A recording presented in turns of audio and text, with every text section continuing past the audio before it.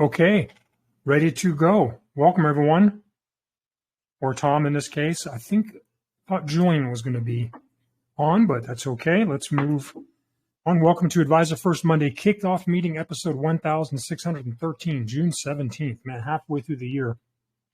Remember Christmas like it was a couple weeks ago. Today we're going to talk about actually a number of small little updates, and then we're going to talk about industry jargon, and Tom is going to give us just kind of a quick review, overview, opinion, thoughts on the book Atomic Habits. Okay, let's go. Let's see, week 25. And so epiphany number 25 for the week is make the big moves intelligently. And this is on wiki m.1.25. And these are, there's like, oops, hold on one second. Let me just, that is Julian. Okay. So anyway, sorry about that, guys. So let's see. So it's basically make the big moves intelligently. Let me just tell you what those are. Move number one is pursuing non-fundamental things. 2 is going full-time. 3 is opening a branch. And I think that one is, nowadays, there's almost no reason to do that unless you really just want to have a physical office to bring clients to. That's a whole other conversation, but that's one of the big moves because there's a lot involved in it. It's not just the money. There's a lot of compliance stuff. And it's so awesome that we're with a broker-dealer that doesn't require that, like regardless of your commission level or whether full-time status or not, or whether you're training advisors, which is number 4. They don't require an office, which is really awesome. So anyway, that's it. You can check it out, m.1.25. Okay, let's see. Actually, I was talking to, I think it was you, Tom. I was talking to you. One of the things that I encourage you to do, just a little tip, is when you're talking with clients about what to do with a particular, amount of money, right? Like usually a lump sum of some sort. What I recommend that you do is always sell the future value of that money, right? So if someone says, I've got $20,000 CD and I might take it out and put a deck on the house. I'm just making it up. It doesn't matter what it is. And that's fine. Maybe that's exactly what they should be doing and that's what they need to be doing. But one thing you want to talk to them about is you don't necessarily, what you want to do is you want to promote to them, to sell them on the future value. So all you got to do is simple, is go to the government calculator. That's what I use. Just have a shortcut of it on your phone, just the web browser. The link is on the wiki. I've talked about it ad nauseum. Or whatever calculator you want, and put in 20,000, and maybe the person's 40, so you put in 25 years, and I would do 12%. If you don't feel comfortable, do 10%, but the growth portfolio is done 12. Doesn't matter. Let's say 10%, and then put it in real quick. It takes you 9 seconds. I got to get, that's why I want to get good with the phone, get good with your computer, so you can do this stuff on the fly. That's a skill. And then let's say that's, doubles once, 40,000. Let's do it maybe twice. So let's say it's 65,000. I'm just making this number up. So then you said, listen, you can't think of this as 20,000. You have to think of this as 65. So maybe the deck cost you 18,500. So you're thinking about, using it. And I understand it. And I'm not saying don't do it. I'm just saying I want you to think that if it's opportunity cost, if you take this 20,000 and you forego the deck for now, and you take this, invest it, here, or invest it in some place. We can talk later about what to invest it into. By the way, that's a side skill too. You got to have the wisdom to know when to go deep and when not to. So learning to say things like, so let's take so for example, one idea is take the 20,000, George, and let's put it into an investment. And let's say you get 12% return. For right now, let's not get into what the investment is. Just kind of take my word for it, at least for this moment, that you're going to get 12%. See how I did that? That gives me an excuse and gives me permission to not have to go on a side quest for 20 minutes about mutual funds, because maybe this is someone who's not a client yet, or just whatever. You see, you got to know when to do what. You just want them to kind of take your word for it so you can finish this train of thought. Well, anyway, in 25 years, which takes you to about 65, that's, 63,000. So the deck isn't costing you 18,500, it's costing you 60 grand. Now, obviously, in the real world, at some point you need a deck. You can't take every dollar and always invest everything because you someday want to use it. But still, that's something you want them to think about, right? And it's simple, it's easy, but it's very powerful, very effective. So that was just something I wanted to chat with. It's really powerful. It's actually one of our principles, but I forget which one. I'm not going to go find it now. Okay, let me show you. I don't have the time for that. Let's do that next week. Okay, let's do this. Actually, let me do this. Okay, first of all, let's actually go to this. Jeez, sorry guys. I've got so many small things to cover. I don't want to waste your time, so let me do this. Let's do screen share. Click, click, click. Hey, Julian. Okay, advisor quiz from last week is what investment technique is in a tax-sheltered account can potentially increase the long-term rate of return without adding new money? The answer is rebalancing. Now, technically, dividends and capital gains being reinvested automatically does that also in a different way, but that's part of mutual funds. That's already built in, unless you explicitly say on the form the client does not want capital gains and dividends reinvested. They want them sent to them.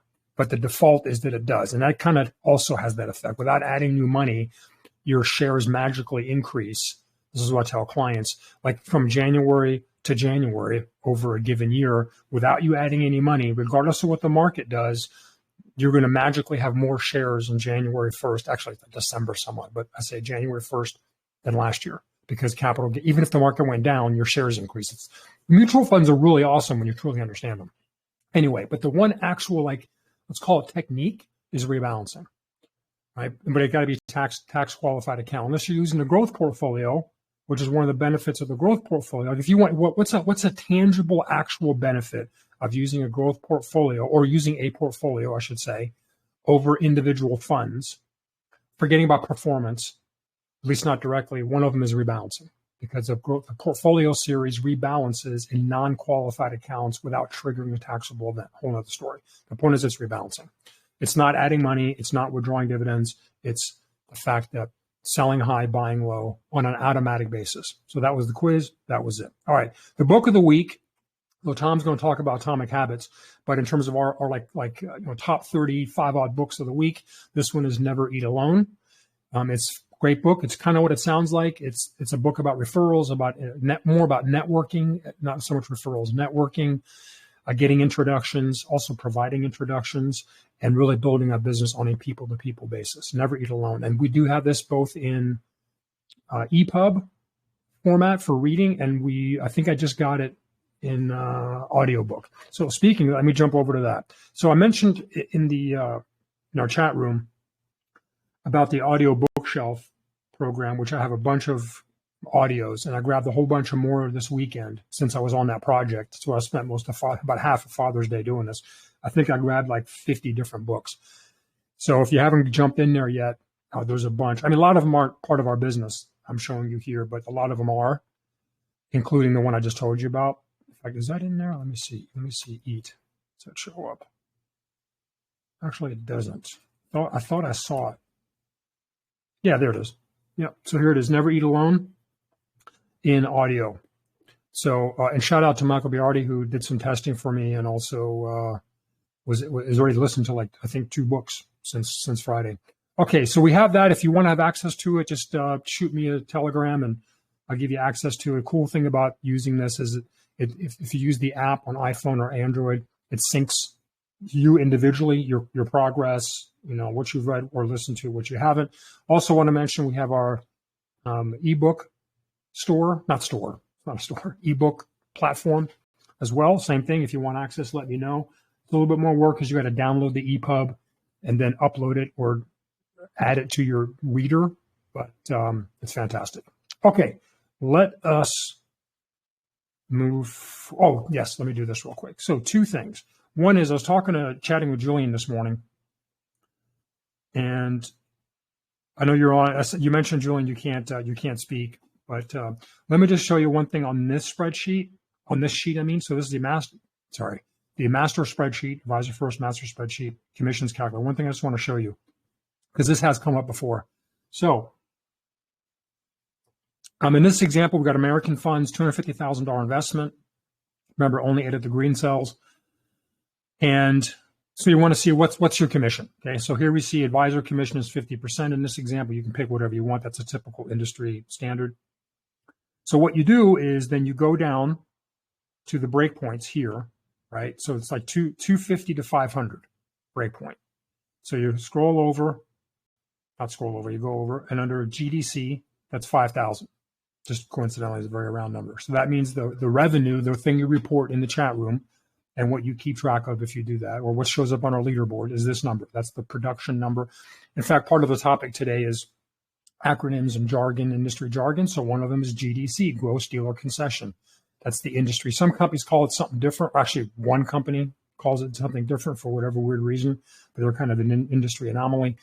They call it dealer reallowance, but it's gross dealer concession is industry standard. This is 5,000. So for example, that's the revenue generated. So if you're hanging out at Starbucks and you happen to strike up a conversation with a guy, a table over, and he works at Morgan Stanley, and you start talking shop, you start talking investments, right? And you start talking the business, the industry.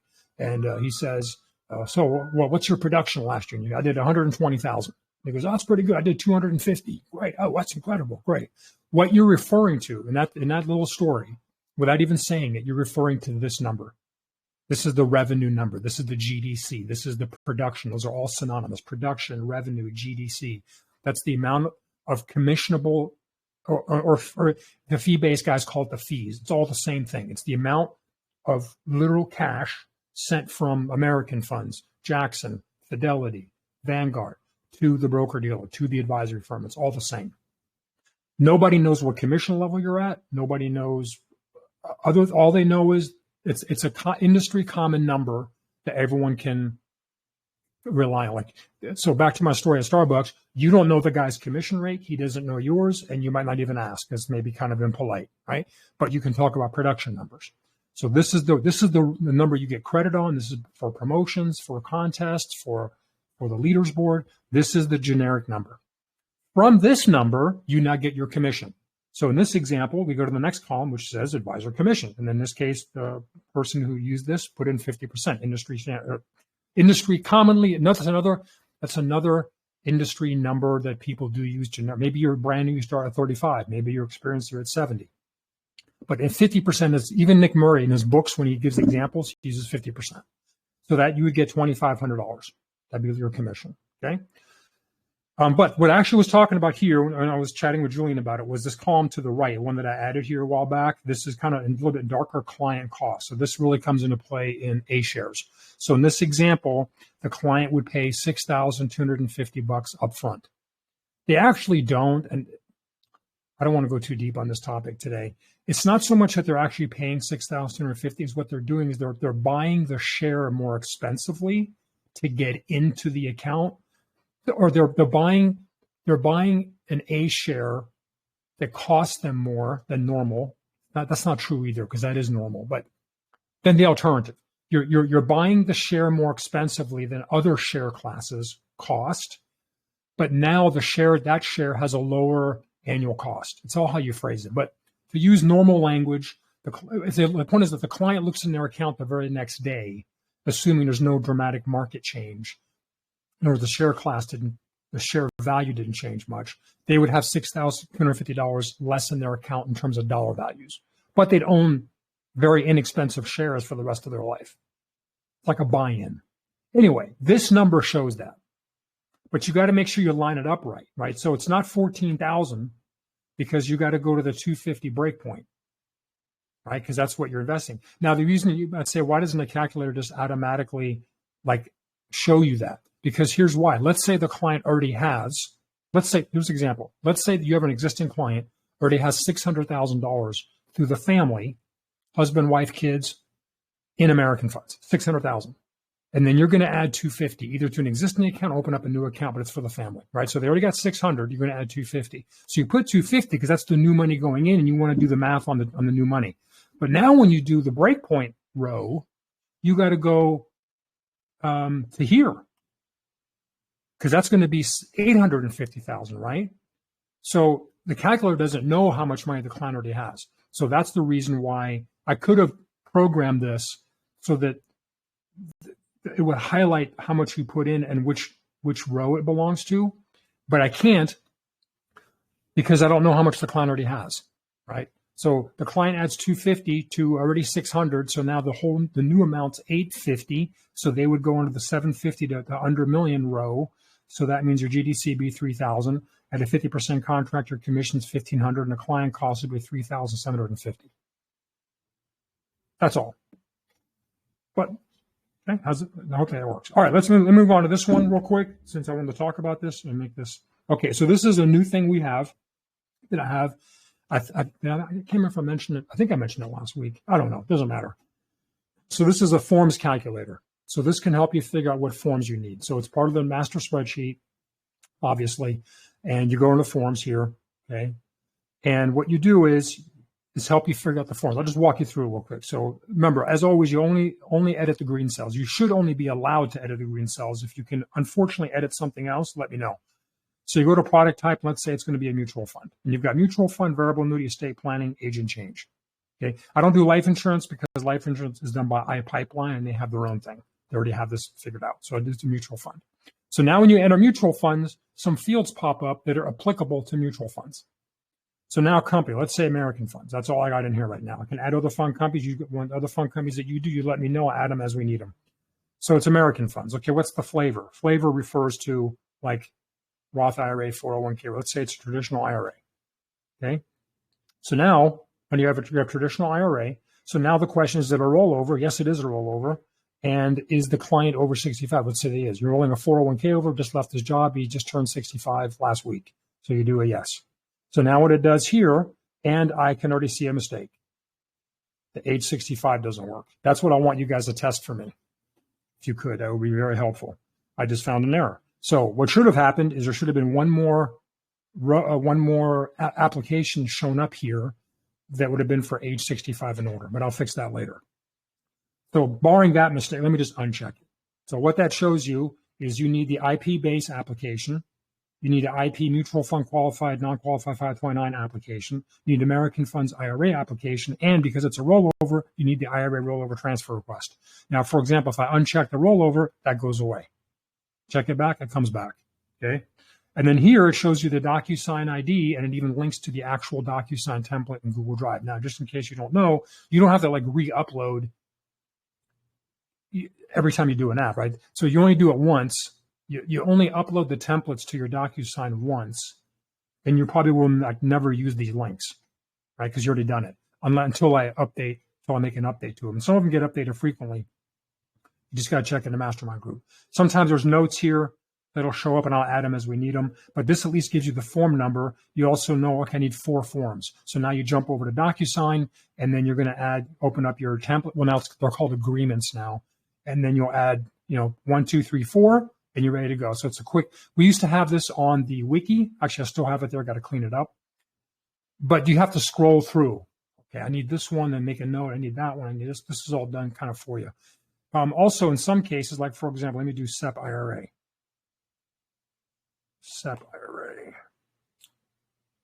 So SEP IRA, notice how it doesn't have a rollover option, right? Because when you roll a SEP over, you roll into a traditional. Unless you're opening up, doesn't matter. Now, if you scroll a little bit down, it has special notes, which showed up. So this is like special notes for SEP. I'll clean all this up later, but you get the idea. But if I undo SEP, if I do 529, okay, the notes disappear. But it also here tells you notes, like for example, with a 529, darn it, with a 520, make it a little bit larger. For a 529, it says on the IP paperwork, the parent is the owner, the minor is the joint. On the American Funds paperwork, the owner is the parent and the child is the beneficiary. So little notes like that can help you out. And it still has, but notice how in this case, it still has the age 65, which it doesn't show up. I got to fix that. But because the owner of the 529 could be over 65, right? A grandparent.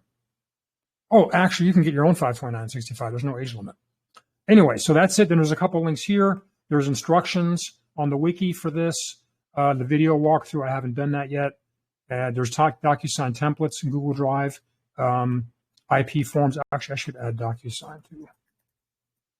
A link to DocuSign. Okay, now, one of the things I also want to make sure you guys do is this, and then we'll be done with this part, is there's a button called Clear Form. So when when I want to do a new one, or even if I'm kind of done, which kind of like common courtesy, when I'm done, I click clear form. Runs a quick script, takes about a full second, and it's cleared out. By the way, the reason you want to do it when you're done, one thing you have to remember, there's one challenge with all of this, with the spreadsheet. This is one spreadsheet shared by a ton of people. I think there's like 50 people that are part of the spreadsheet. So even when you're using the commissions calculator, it's potentially possible someone else could be editing it as you're on it. So he's got to be aware of that. Yeah, it's just part of the price we pay for having a live spreadsheet that's updatable. So one nice thing about clearing the form when you're done is then the next person that comes on it, when they see a clear form, they know that someone else isn't working on it. Also, what you can see, if you look up here where my mouse is, it tells you someone else is on the sheet. See, it even says Tom has this sheet open right now. Okay. I don't know if it would tell you guys who it is. It tells me because we're connected, but it will tell you that there is someone here. Okay. But if you just leave the spreadsheet open and you walk away and the computer's on, that'll be on there forever. So don't just use that as a judgment. Plus, they could be on a completely different sheet. The point just is, but anyway, when here's the real point. 2 points. Clearing form. The other time you want to, the main time you want to use clear form, let's say you're doing a couple of apps. So you're doing a mutual fund, you're doing American funds, it's going to be a 529 plan, or 457, which I haven't done that one yet. But there it is. Okay, so now you got it, you do it. Now you come back, or now I got to do the Roth IRA. Or no, now I got to do Jackson. Okay, listen to me. Now you have to do Jackson. You're going to do a Jackson IRA. Same client or different client, doesn't matter, but you're kind of in the same moment. Instead of going here and clicking the appropriate stuff, because I want you, it's better if you clear it all first, like now, and now you start over. Now you go, okay, this is going to be a variable annuity. It's going to be Jackson. Now there's a few other more options. One of them is product. The specific product is I'm going to do a prospective 2. The flavor is going to be a IRA. And it's going to be, the state comes up, which doesn't matter in mutual funds, but it does matter on VAs. It's going to be non-California. I'm going to do it in Nevada. And it is a rollover. The client is over 65. And I'm rolling it over from a traditional IRA that's already in a fixed annuity. So I'm going to do VA replacement.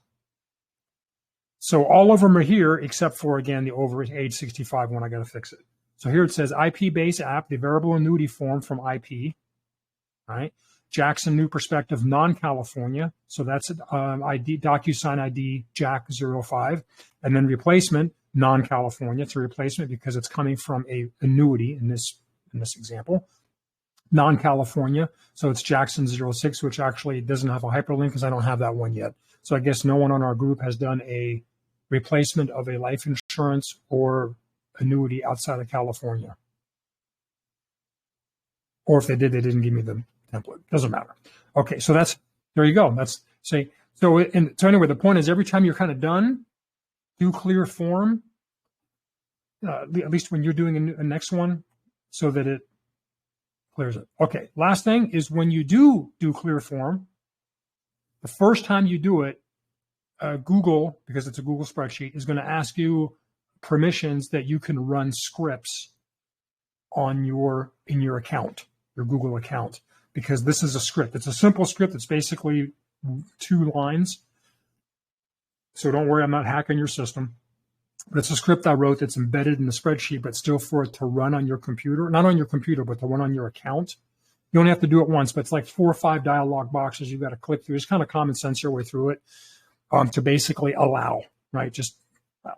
So you got to do that. But once you do it, it's done. Okay, that was it. Any questions on that? Anyone that's live?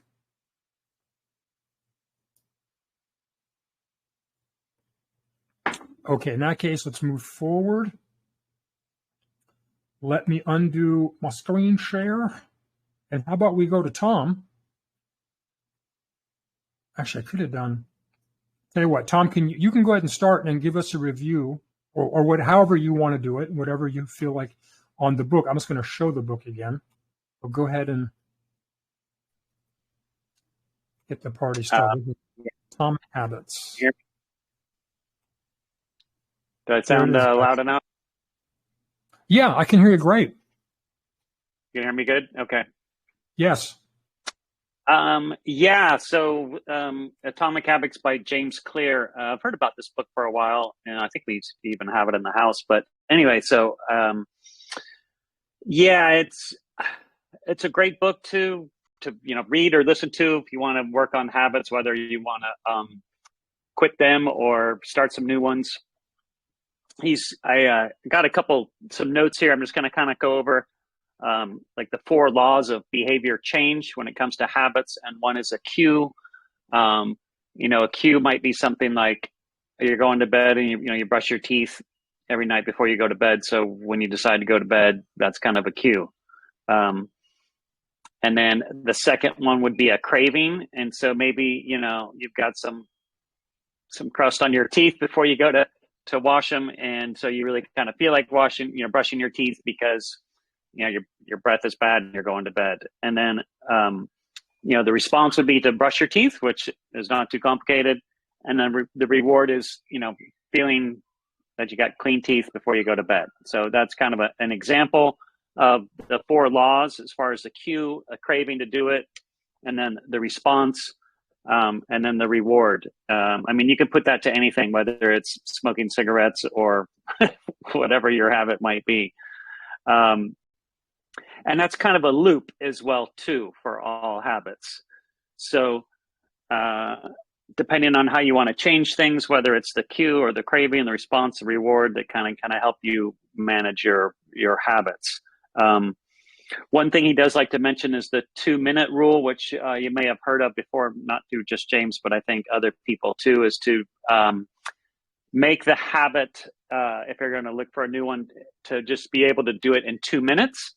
So some people might say, like, as far as going to the gym, you go to the gym, and if I can just go to the gym for like 5 minutes, that's longer than 2, but then I got to the gym and I did 5 minutes and then I left. Or whether you're going to go for a walk around the block in just 2 minutes, something to just kind of make it quick and easy to get the habit starting to form.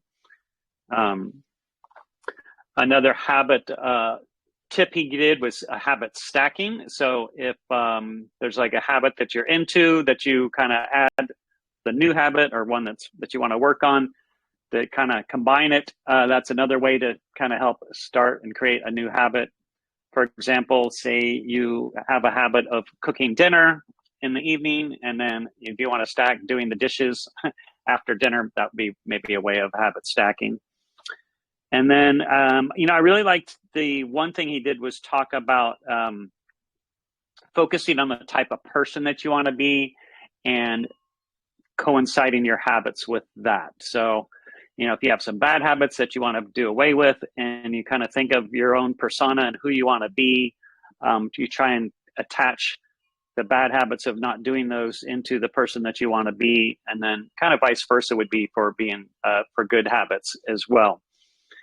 And then he did talk a little bit about the environment of habits, depending on how you can create your own environment to make the habit easier or for it to go away.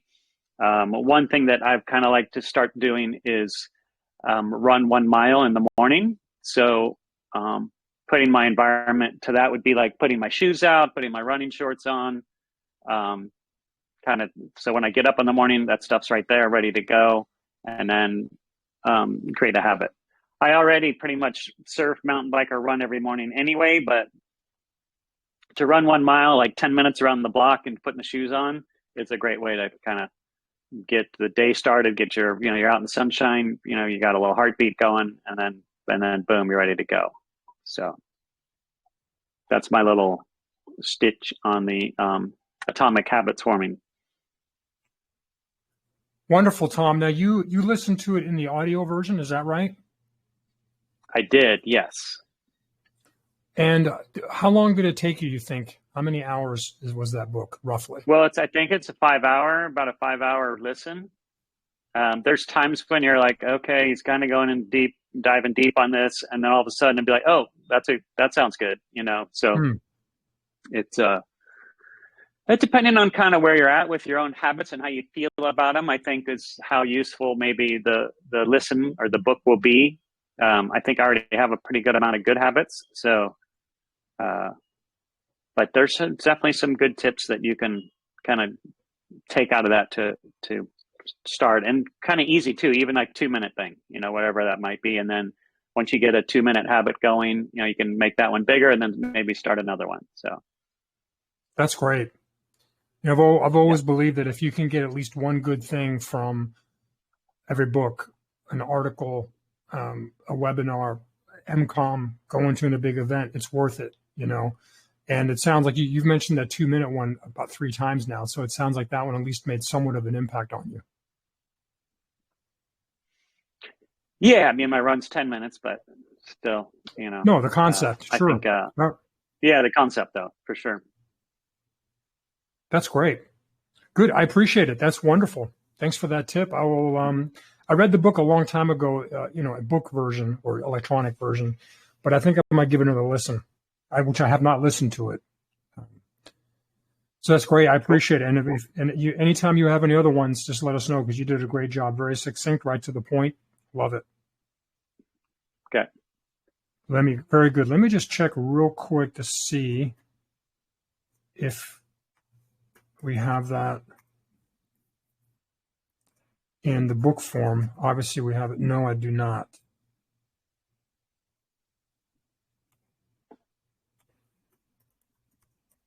Do not have it in EPUB, but we have it in audio version. Okay, want to briefly mention, I put this in the chat room, a new video from Nick Murray. Nick Murray being interviewed by a top advisor, one of his, like myself, like one of these disciples, if you want. Very successful guy, though. Built a big business, over $5 billion under management. That's not him personally. That's through his team. He has a team of about 5 or 6 offices, very similar to what I did at my previous broker dealer. Just did it bigger, or at least more volume. Probably less people, but more volume. But very successful. And he wrote a book. He wrote the book. It's actually part of our list. It's the dividend growth book on dividend growth. And he interviews Nick Murray. And by the way, to do that, it costs $10,000, in case you're wondering, to hire Nick Murray for an hour. And I have that video. I did say that it's kind of one of those very few 1 in 1,000 things that I only kind of offer to our group. There's got to be some benefits to working with us versus just consuming our content. But if you ask me nicely individually, I'll share it with you. And I do have it also in audio version in our audio server, ebook server. Sorry, not ebook, audiobook server, whatever you want to call it. So it's there too. I have the video and you have the audio. And the audio is fine. There's nothing special. There's no graphs or charts on the video. It's kind of cool to see Nick Murray, but the audio is plenty fine. So that's if you haven't watched or listened to it and you're watching this, I recommend you pause everything you're doing and listen to it. There's some great tips in there. Some of it's a bit pontificating on both sides, more from the guy about kind of the market and all that, which is uninteresting to me at least. But there's some other things about how to be a good advisor, what's important, what isn't important, all the normal Nick Murray stuff. But it's always good to hear it again from Nick Murray. So that's that. Okay, let's move on and jump into today's topic. Let me do screen share. All right, so this was actually a recommendation from Tom, and it was kind of on acronyms, as it says here on this, acronyms, jargon, lexicon, nomenclature, terminology, etc.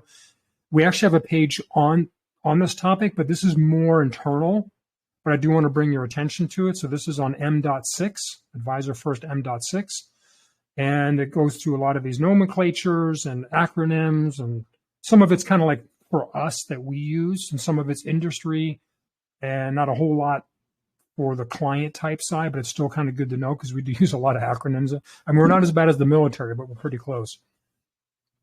And yeah, so that's that. So what we do want to jump over to, actually, let me just mention again, M.6. And if you have more that you think I should add, let me know. Let's jump to, Tom had a good idea, which was maybe use an example of like American Funds Growth Portfolio, though it doesn't matter what we use as an example. So, yeah, so Tom, I think you were just asking about kind of like if a client were to ask, or if a client sees something and they ask you, what does this mean? And that's about right, right? Let me get this. Yeah. Yeah, I mean, if, looking at the fact sheets and any of the jargon that goes along with their, like if they're looking at a fund, information about a fund. Okay, excellent. Gotcha, that's what I thought. So, all right. So what I'll do is I'll kind of go through a few random ones, and then feel free, Tom, especially you, jump in and ask or make comments. So one of the things that you might notice is, like here it has this WGPAX. Well, that's simply a fund symbol, and to be clear, these symbols are universal. They're not just within American funds. So they could type this in their browser search, and it would pull up American funds. So they're all unique to all fund companies. So again, that's what I mean by when I say universal. So that's kind of cool. It's just a simple way to identify the fund, right? It's kind of like a ticker symbol on the stock side, okay? And I'm so glad they did that. And usually, like if you look at a 401k statement, client says, hey, I got a 401k and I want your help, or you offer to rearrange my allocations or give me suggestions on the allocations. Usually they'll have the ticker symbols. That's just what I call them, because it's not really a stock on that list. It makes it a lot, because then you can go to your search engine and go and type it in. Okay. So let's go over to, let's just kind of scroll down, make this a little bit larger.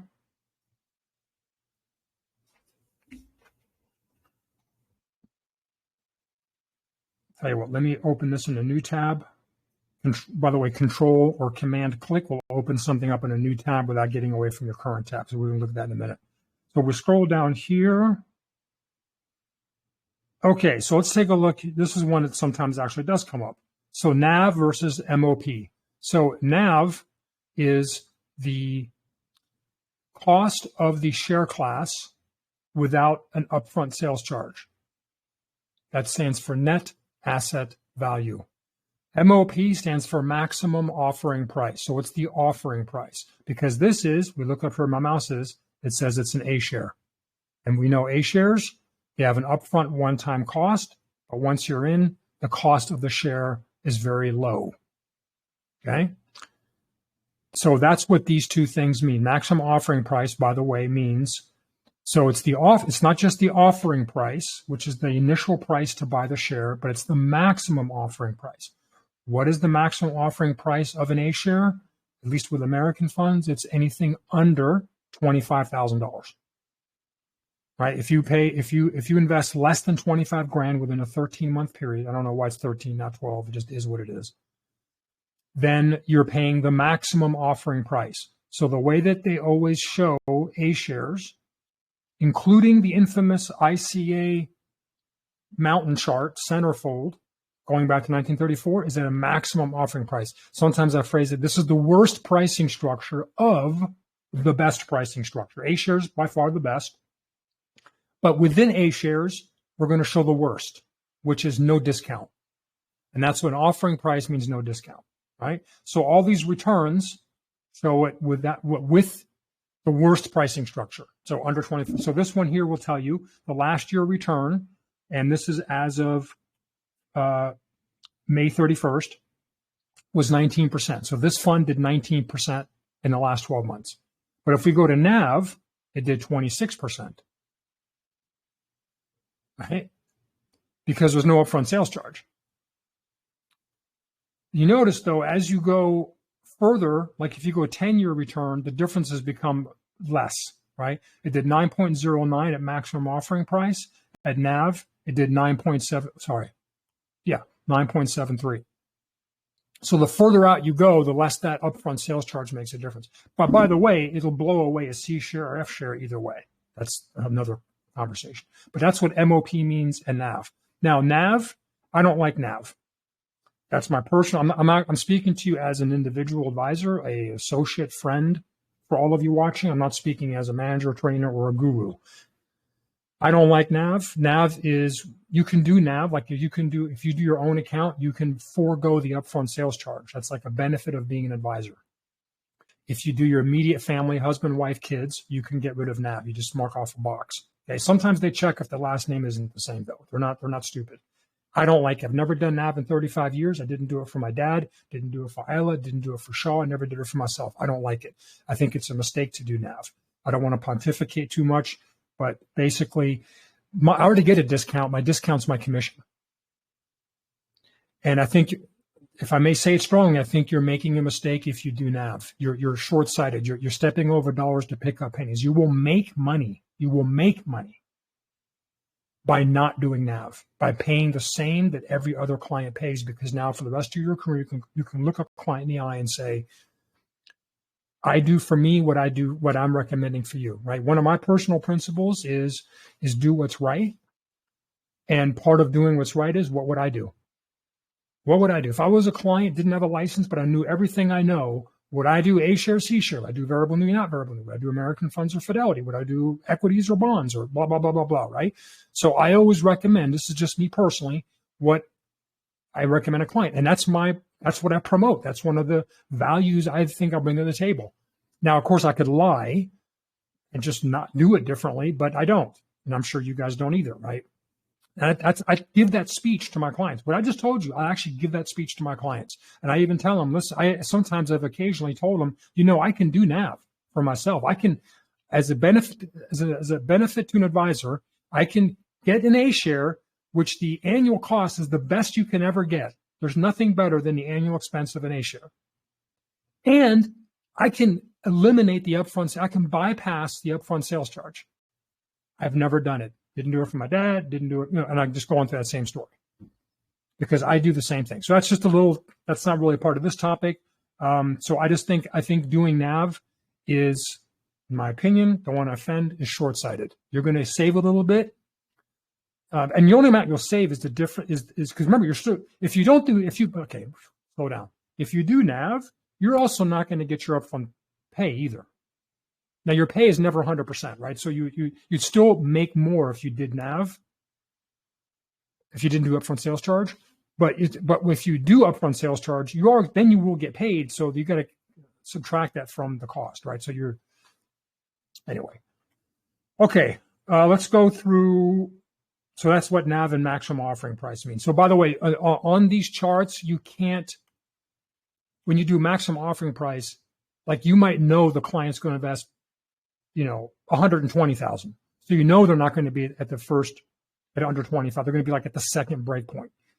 The charts will never show you that, right? You have to run a hypo to do that. So they basically show you. I don't even know why they show NAV.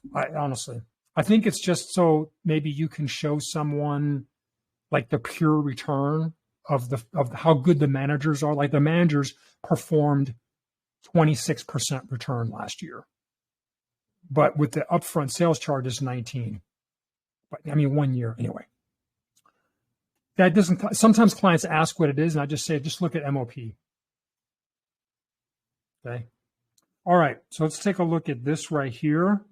So we've got 10-year standard deviation. Okay, standard deviation, if that ever comes up, basically is just how much, to what degree, over the time period, in this case 10 years, does the fund move above and below the standard,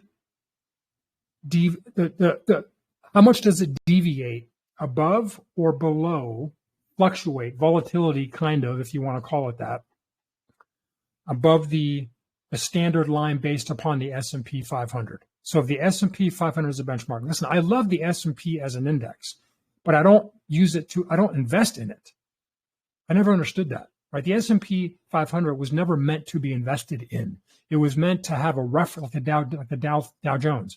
And I tell that the clients when I bring, I say index funds, somebody just made that crap up. Like index funds were not, the indices, various in the Russell 2000, the S&P 500, the Dow Jones, those are all indexes, okay?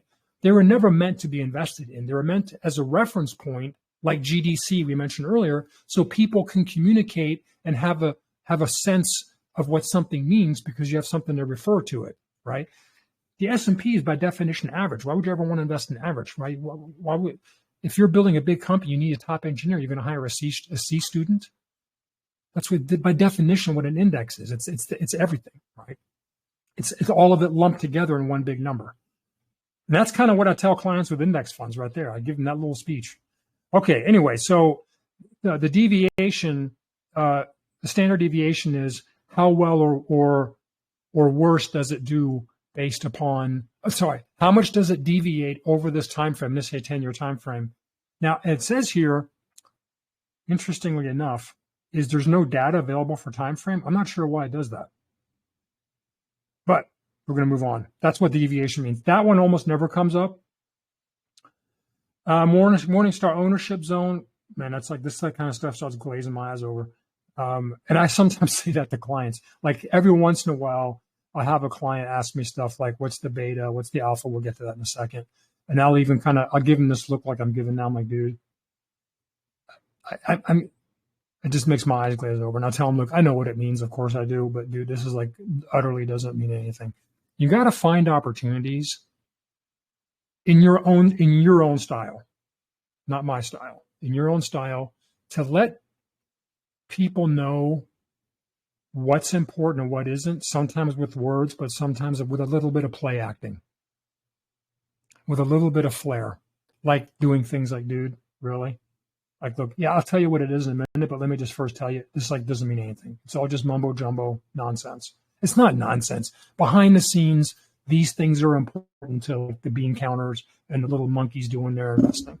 Okay. But for us, we'll talk about it, but sure. So that's what I sometimes do. And again, your own style, but let people know. That doesn't mean don't take in other words, make sure you're not overly attacking them. Though I did a little bit by saying, seriously, dude, it depends who you're talking to.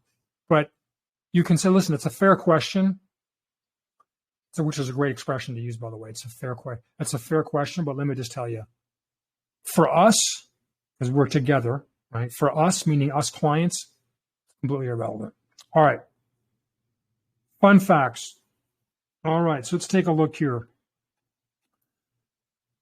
Fund inception. Okay, actually, I'm going to use this opportunity. Tom talked about jargon, but let me use this opportunity to talk just sometimes, since we're on this page, to talk a little bit about the fund itself. So what's great is this has been on since 2012, right? So it's been on for a while now, okay? But it's referring to when the portfolio was constructed, not how old the underlying funds are. And most of the funds that make up the portfolio have been over 30, 40 years old and way longer. It changes. And if you go to our wiki page on American funds, I talk at length about this and you can look at it. But understand, just be clear, this can be misleading. This doesn't mean that the funds have been around for 14 years or 12 years, but that the portfolio was constructed. This is an important number, at least for me. There's over 1,293 of the world's great companies inside the portfolio among all the funds. This is a great number right here. This should have been plastered on their front page of their brochure. It's one of the most important numbers when you're promoting this fund. You are by putting $1 in this fund, you're investing that $1 is being allocated among over almost 1,300 of the world's great publicly traded mainstream profit-seeking companies. Memorize that phrase. There's 442,000 clients that invest in a portfolio, not the underlying funds. Okay, so these stats, right, of this portfolio, there's almost 500,000 people like you and me that invest in this. I'm one of them. That's something you might want to tell people. That's one of those little factoids you want to tell people, right? That's a big deal. 500,000. That's a lot of humans, man. Now, fair enough, some clients may have multiple accounts. I have multiple accounts. Roth IRA, traditional IRA are both, that's two different accounts. So it may not be 500,000 individual people, but there's 500,000 accounts. But that's fine tuning. Okay, when are dividends paid? I think that's kind of self-explanatory. Right around December-ish. December 15-ish is usually when the dividends are paid. Okay. And it goes automatically into your account. And that's why I talked about earlier, we're like rebalancing, we mentioned earlier. But this is one of those other kind of automatically ways where the account value can go down. And yet, oddly, strangely, magically, towards the end of December, you have more shares than you had in January. And you didn't even add any money. And the account value's down. What? Want to make sure you explain to people how that works. Maybe not the first visit, but as you dig, especially if a client that's a little more interested, is that's one of the magical things about mutual funds. When you understand mutual funds, just in concept, even if it's bond mutual fund, understand mutual funds. Of course, bonds don't really do capital gains, but we're not equity funds. They're super simple at the surface, and that's where I usually hang out, surface level. But when you dig deeper, they are just unbelievable how they work. This is one of those things. That's why the ICA has paid a dividend every year since it started paying a dividend, which was 1936. So it started in 1934. 1936 started paying its first dividend, right? Once it had some assets going, had some money, now it starts paying dividend. 2 years later, 24 months after, 2 years after it started, 1936. It has paid a dividend every single year. This row right here, since 1936, never missed a dividend payment since 1936. That's including the double red box years, which happened 3 times, right? Red, right? Negative, negative, negative, negative, negative, negative, like 1973, 1974, and 2 other times. Like negative 30%, negative 15, 18%, negative 20%, it still paid a dividend. Because how can the account value go down and yet I have more shares? This is why, because the underlying companies that they're investing into, right? In this example, not the ICA, but this example, you're investing in. So you think of it. This is where this comes into play. This is where you can use. Okay, slow down, Michael. This is where you can use some of these like stats to start telling a story. Like I would say, look, this is how I'll explain. So look, let me give you an example of how that works. It's actually really simple, George. You're invested in 1,300 companies all across the world. But let's say overall, the market for the year goes down. But there are some companies out of these 1,293 companies that do really well, that pay dividends. Well, when those companies pay quarterly dividends, this portfolio, which invests in them, collects those dividends, and then in December pays them out. So even though the overall market, the world's market, went down from January through December, roughly, on an average, which then this means this gets dragged down on average too. But some of the companies within there did really well.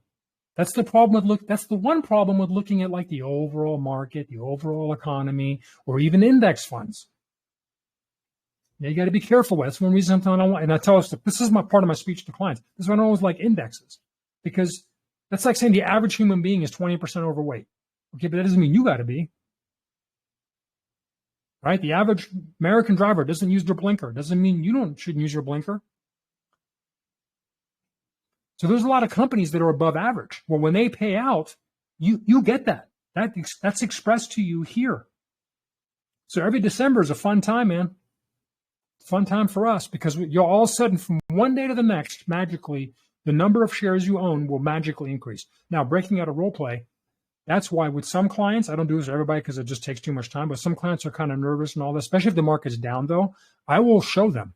I will make an effort when the dividends are, and I will take, like, I'll make a list.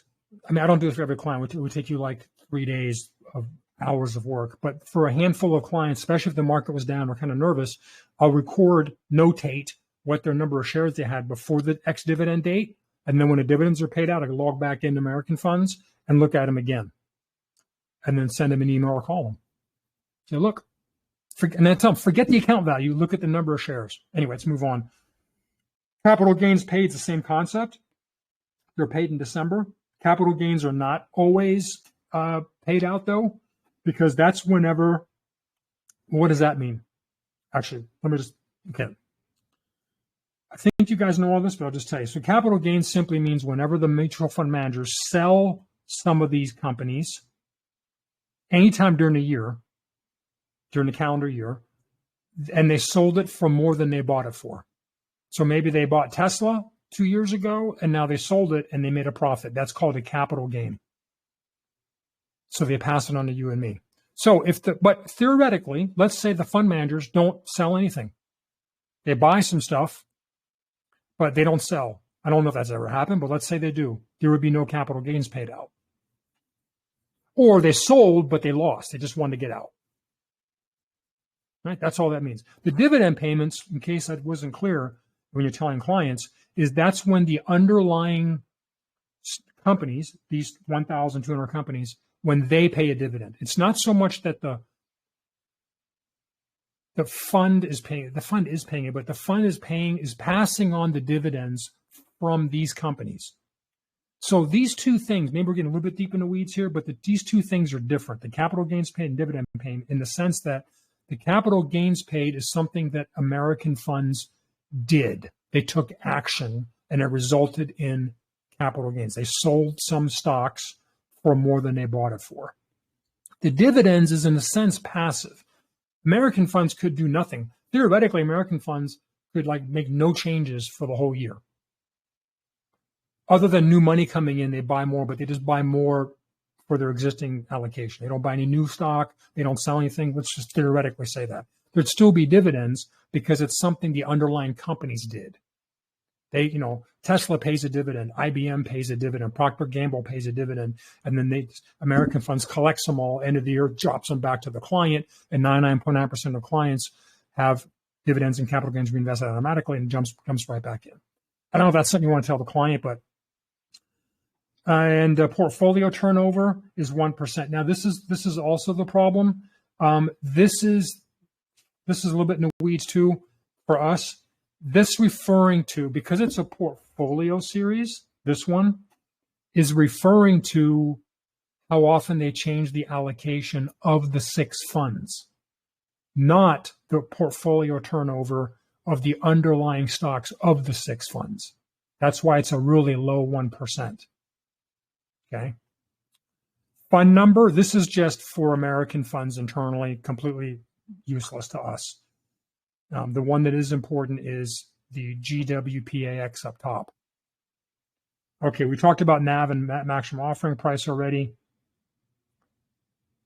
Basically, you want to always show MOP. NAV, I never talk about it unless the client asks me. Let's move forward. There's the S&P index. Okay, that is the valuation. Okay, I'm going to tell you something. So here we got price versus book versus cash flow and versus earnings. I'm going to tell you, I start getting into this, or if the client gets into this, which actually doesn't happen often, but it does happen. Very rarely. I've gone years with not any client asking this. I tell them, listen, let me tell you, dude, this doesn't mean nothing. It doesn't mean nothing. I wouldn't even get into it. I say, if you want to know what this means, client, go Google it, because it's just completely irrelevant to what we're talking about. Okay, at the end of the day, listen, my answer to everything is run a hypothetical. Or with a client, I would say run an illustration. You really think that if you think paying an upfront sales charge is a bad thing, and it feels bad at first, and you don't believe my metaphors and analogies with Netflix and everything else, I run an illustration. You want to compare it to an S&P 500 and all this, run an illustration. So in my opinion, guys, I know we're talking about all the little jargon, but this kind of stuff, now we're going too far. I just would refuse. I'm not going to get into all that. Okay, portfolio committee, don't need all this. Morningstar ratings. Okay, this is not really like jargon, but here's what I would say with Morningstar. Tell clients, look, Morningstar is an independent company like Dow Jones and S&P. Okay, Morningstar, Dow Jones, S&P, which is Standard & Poor's, all 3 of these, because they're used all the time in our industry, are just companies. It's not a government thing. It's not some kind of, inherent built into the genetic structure of the American market. They're just 3 companies. They're completely independent from each other, but they're just 3 companies that came up with statistical analyses and come out with charts and graphs that, for the most part, the industry kind of unofficially agrees on, but there's nothing magic about the S&P 500 or the Dow Jones or the Morningstar. They're just companies that we all kind of use. So I just want you, just like CFP, Certified Financial Planner. It's not an industry accepted. It's generally accepted, but not like official. It's not a government thing. It's not like getting a Series 6 license. All those things, I sometimes get throw a certified financial planner. It's just some guy that said, hey, I'm going to make some money. I'm going to create an exam, and I'm going to charge people a bunch of money, advisors, and then when they charge it, they're allowed to use my label that I got trademarked and put it on their business cards. That's all CFP is. You understand that? It's not like an actual license, right? And Morningstar and all that's the same thing. It's just a rating company. Now, listen, sometimes when American funds, this is what I tell clients, when American funds have a great rating for Morningstar, it doesn't mean I won't tell them, but I don't make a big deal out of it because the stats they sometimes use are not what I use. And I believe in long-term investing. I don't really care what the short-term rating of something is, but all it is a rating company. But they got to stay in business. If Morningstar said, hey, the key to become a successful investor is invest in a good quality, broadly diversified mutual fund that invest in a very, very widely invested market of the world's great publicly traded mainstream companies and use a mutual fund as historically defensible returns of like 40 years or older and do that consistently from day now until the day you retire. And when you retire, dollar cost average out of it until you die. That's pretty much financial planning. If they said that, which is exactly what it is, Mr. Client, they'd be out of business because they'd publish one report and then go out of business. Same for Kiplinger's Financial Magazine, Money Magazine, Financial Blog this, Financial Blog that. They'd all be out of business if they told the truth about what a long-term investor should be doing, which is spend some time, sit down with an advisor, find a good mutual fund, invest in it, and then forget about it and go about your life. But they got to keep coming up with the top 10 new mutual funds. Our new ratings came out. And so that's where Morningstar, that's how they make their money. This isn't the government or SEC saying, we're giving this fund a stamp of approval. So as long as you understand it, Mr. Klein, this is a company that it's like, we all know, how does news make its money? Through advertising. They're not really there to inform you. They're there to entertain you so you keep watching so the advertisers get paid. Now, that's okay as long as you know that. It's a little bit the same here. So that's my Morningstar speech. Okay, let's talk about risk measures. So risk, you got standard deviation, Sharpe ratio. Again, I'm a little bit like, dude, yep, it's a bit much. Okay, so here's how it works. So it's almost always compared to either the S&P 500, again, unofficially industry accepted, right? It's not official, but like everybody uses it. But that doesn't make it official. Okay, S&P is a company; it's a ratings company, Standard & Poor's. You got to just keep telling them all the time, right? So, like for example, you have the S&P index, and then here you have the Morningstar benchmark, right? So we're looking at two different companies, and we're comparing everything together. Okay. So the standard deviation, like I said before, is basically how much it deviates over, I believe it's 10 years. Yeah, 10 years. It's usually 10 years. 10 years ending such and such date from the benchmark. Okay. So, like the beta, for example, the beta is, the beta is how much it moves compared to, like, basically, okay, they define risk as volatility, which of course, being Nick Murray disciples, we know that it isn't. But in the context of this, the more volatile something is, the more swings it has, the riskier it is in this world. And I disagree with that. Obviously, Nick Murray does, but for the context, so a beta of 1 means you have the same volatility as the S&P 500. The other one that you see a lot, it isn't here, is called the alpha. And the alpha is how much it better performs than the index. So if you have a beta less than 1 and an alpha greater than 1, it means you're less volatile than the index, but your return is higher. For so many reasons, like that's like, so what's irrelevant? Like, anyway, the main thing is you don't get an advisor when you get an index. So anyway, the capture ratio is basically when the market is down, how much negatively does it affect the long-term return? That's the English way of saying, we used to track all that stuff, okay, is the capture ratio. And dude, again, this is just like eyes glazing over. I don't know if this helps you guys at all, but I just never cover this stuff with clients.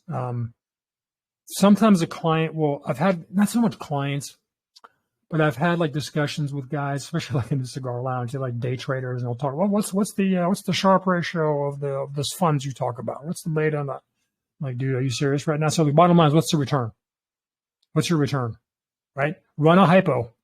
Well, I'm doing day trading. Okay, show me your hypo, man. How would you do from 10 years ago? Okay. But that's what this stuff means. Okay. Let's see. This is straightforward.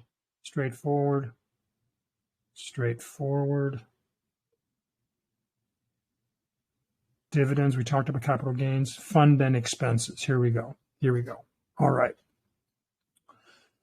Okay. When you see this, here's what's important. All right. The number you want to always look at is the overall expense ratio. Okay, when it comes to long-term investing, looking purely at product, not the fact of having an advisor or not having an advisor. From just a product standpoint, the number one most important metric, and again, you can say this to a client, is the average return of the return of the average of all rolling periods of the time frame in question. The most important metric from a purely product perspective, metric, not the most important characteristic, which is like broadly diversified. I'd say the most important characteristic is, well, 100% equities and then being broadly diversified, 100% equities. That's like 1 and 2. But in terms of stats, in terms of result, the number one most important factoid, stat, numerical outcome of a broadly diversified collection of worldwide public trade companies, blah, blah, blah, is the rate of return of the average of all rolling periods of the time frame in question. So if you're looking at a 30-year time frame, maybe the person's 50 years old and they think they'll die at age 80, whatever, doesn't matter. Then you take all 30-year rolling periods available in that investment or funds or whatever, and you look at the median. I just say average, that's easier for clients. That's technically the median, but you look at the average of all the 30-year chunks of time. You don't want a hypothetical. You guys can do it in 2 minutes. It's easy. And that number, let's say it's 11.5, that's the most important number. And that number will tell you what's a good investment, what's not. That'll tell you what share class is right. Everything else is just all gobbledygook nonsense. That's the bottom line. That's your rate of return. But it's got to be rolling periods for the time frame in question, and then the average, whatever that is. Okay. The second most important number, and maybe arguably the only other important number. That's why everything else, even we talked about so far, is, I don't want you to offend the client, but it's kind of like irrelevant, is the expense ratio. Not upfront sales charge, not contingent deferred sales charge. I'm not saying they're not important, but this is the bottom line. And this is what you compare when you want to compare purely on cost. For now, that's never the number one thing. But let's say, but at some point, maybe we'll just compare the A share, C share, F share, F1, F2, fee-based, broker-dealer, all that crap. This number right here versus the same equivalent number on all the other ones. And on the A share version of this, the expense ratio is what you're looking at. The problem when you look, a side note, you're looking at fee-based guys. If you say the words expense ratio, they're going to just cherry pick out literally the expense ratio of the mutual fund in question. Oh yeah, the expense ratio of the American Funds SMA is 0.48.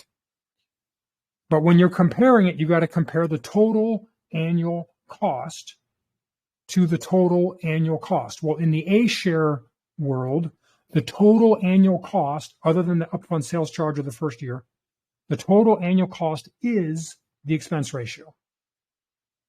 You're going to compare that to the total annual cost of whatever else. Okay. Now, What the expenses, this is the part that's really important here in the context of today's talk. This total cost is all of these added together.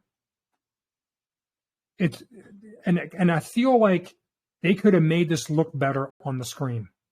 Because this, you first look at this, you might kind of think like it's all of these together. They should have put this down here as a sum and added 0.13, 0.38, 0.24, and then down here put, total annual expense rate or total expense ratio, and then put 0.75. Because it's like, I know that that's what it is, but at first glance, I'm like, this doesn't really, right? Because what the page I'm on, guys, this is the public page. This is the page I send clients. This is what I send them. I don't send them a PDF. I just send them to this page. And I kind of let them get a little confused. I'm like, sure, let get confused. And I'll walk you through it. So this is, now what's weird about this particular one, let me just tell you this, where it says annual management fees, it says 0. Because remember, this is a portfolio of the underlying funds. Okay. The underlying funds' actual fees is this 0.38.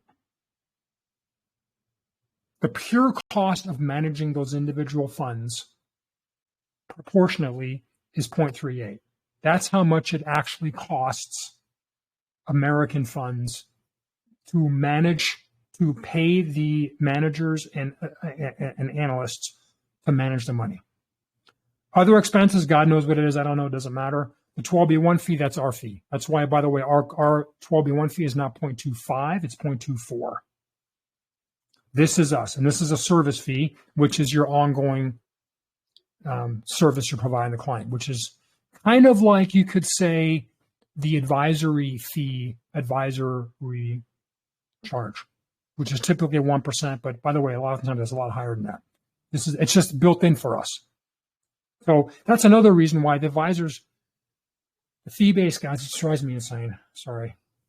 It's like we do the same thing. We just don't charge 1%. We charge 0.24. It's just, and the difference is built in. We can't change it. I can't make it 0.23 and I can't make it 1, but it's already built in. I get a trail too. I get fees, as you call them, as well. They're just 0.24, and it's built into the product in one nice number with no manipulation, with no obfuscation by throwing too much data on them, which is what fee-based statements do. It's all right there. Mutual funds are they're the simplest, most elegant, most transparent investment. This number includes everything. That includes my fee, which is 0.24. So basically, this fund runs on 0.51, which is these two numbers combined. 0.51 is what the fund costs. I get paid. I don't get the full 20, but me and my firm get paid 0.24 per year. So the total cost to you is 0.75 compared to C share, F share, which is 1.2, 1.3, 1.5, 1.7, 1.9, 2 plus. So I get fees too. Like A shares are really built the same way the fee-based try to promote like they're built. It's just built in, and we can't manipulate the number. Anyway, let's move on.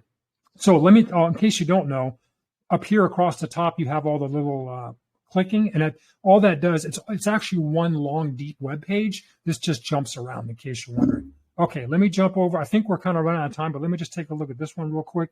This is the actual PDF, which, by the way, I got here. Pardon me if I go back to the very top. Right here, quarterly fact sheet, prospectus.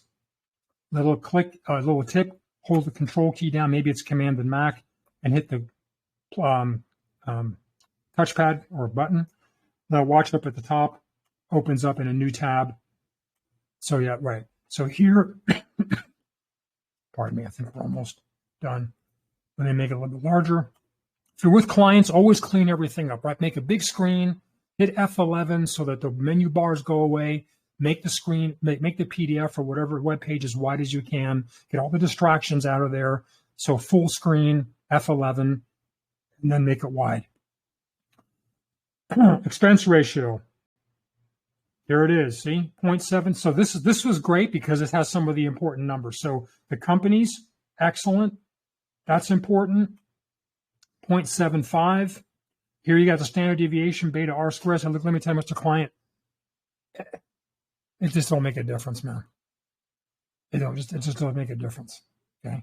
Now this is important. Equities. Look, I love this. Look how many bonds are in here. 0. Look how many non-U.S. bonds. U.S. 0. It's 75% American, 21% not U.S. equities, and 3% is in cash. It's usually in cash, or there's an amount in cash. Pardon me, because they want to have money on hand to invest, to buy stuff. Industry is good. This is great. See, it's not just 1,200 companies. Actually, that's a mistake. You should say 1,200. When you want to make something sound bigger, you use the thousands or millions. When you want to make it smaller, you don't. Like 1,200 makes it sound smaller. 1,200, though it's longer to say it, makes it look bigger. So not only is it in 1,200 companies all across the world, but all kinds of industries. Super critical, right? Okay, here we go. So we already talked about NAV and MOP. I will just tell them, look, let's do MOP, because NAV isn't even available.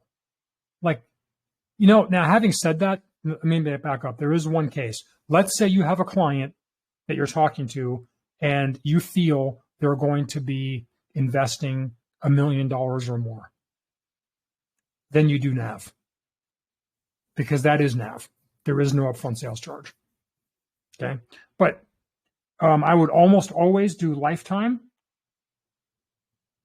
Okay. And you want, this cumulative return, you want to do average, right? So the lifetime, wait a minute.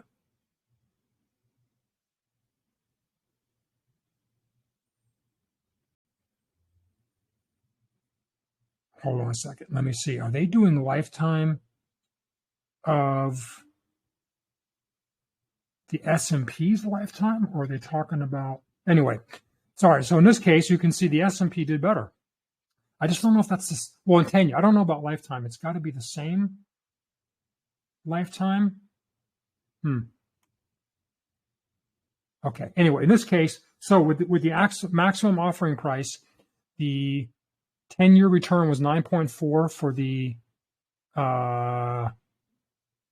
growth portfolio and 12.96 for, is that correct? Yes, for the S&P 500 index. Now that's the index, not an index fund. Index funds have fees.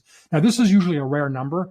It might have just been the exact time. This was as of March 31st, 2024, because almost always especially start going out like 10 years plus, because the ICA always blows it away. But here we can take a look at, okay, here's an example why. So you can see in 2021, the S&P did better. In 2020, the growth portfolio did better. In 2019, the S&P did better. And in 2022, the growth portfolio lost more, probably because it's invested worldwide. In 2023, though, the growth portfolio actually did a little bit better. Okay, so it's up and down. But I don't want to get into index fund things. We're running out of time. But obviously, number one is you can't actually invest in the index. You invest in the index fund, which has its fees. Number two, all these time frames are way too short. But number three, absolutely most important, is there's no advisor. Because these fees include my fee. This is including me advising you, right? This is net to you, okay? Because unless you do it by yourself, you got to pay another fee to an advisor if you do an index fund. And of course, it's also 0.57. Because you can see with the NAV, it gets a lot closer. So let's see down here real quick. Here it shows you the underlying funds. 1, 2, 3, 4, 5. Sometimes they have, oh, there's the 6. There it is. So 6 funds, and it gives you the breakdown, the percentage, right? So 80% is in growth, 20% is growth in income from equities, though, no bonds. And that is it. So on the second page, it's all just mumbo jumbo, and then except this chart right here, which was on the top page. So these are the underlying funds, and that's pretty much it. I think that's really all. You almost never use the QSIP number. You just use a WPAX up here. Yeah, kind of went way over. Tom, did that help at all? I don't know if that's what you were looking for. I think I kind of got off track. We're talking about the fund itself.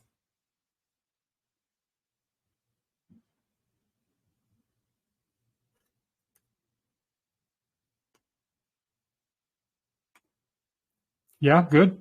Yeah, Michael, that was good. Thanks. Okay. Yep. So I went over. But yeah, that was good, I think. Kind of got off track a little bit, but maybe it was helpful. All right. Tom, thanks for being on today. And thanks for your review of the book. Yeah. And for recommending this topic.